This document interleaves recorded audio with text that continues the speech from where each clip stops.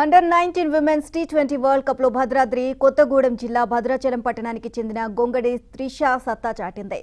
ఇంగ్లాండ్తో జరిగిన ఫైనల్ మ్యాచ్లో 24 పరుగులు సాధించే జట్టు విజయానికి తోడైంది. దీంతో భద్రాచలం పట్టణ వాసులు సంతోషం వ్యక్తం చేస్తున్నారు.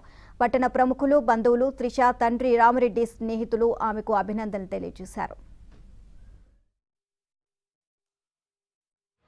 అండర్-19 మహిళా వరల్డ్ కప్ ఘన విజయం సాధించిన విషయం అందరికీ తెలిసింది. రెండవది గొంగడి రామరెడ్డి మాధవీల ముద్దుబిడ్డ మన భద్రాచలం కరుణించే తగ్గట్టు నిన్న ఆటలో రాణించి చాలా కీలక పాత్ర పోషించి దేశానికి కాకుండా అలాగే భద్రాచలంకి మొత్తం అందరికి కూడా చాలా గర్వకారణంగా నిలిచినందుకు గొంగడి త్రిషకి కృతజ్ఞత తెలియజేస్తున్నాను. భద్రాచలానికి గర్వకారణం గొంగడి త్రిషారెడ్డి అండర్-19 వరల్డ్ కప్లో సౌత్ ఆఫ్రికాలో జరిగిన వరల్డ్ కప్లో కీలకమైన ప్లేయర్గా ఆడి వరల్డ్ కప్లో భారతదేశం గెలవడానికి కీలక పాత్ర వహించింది. అందువల్ల భద్రాచలం ప్రజలుగా వారి తండ్రి గారైన రామిరెడ్డి మిత్రులుగా మేము చాలా గర్వపడుతున్నాము.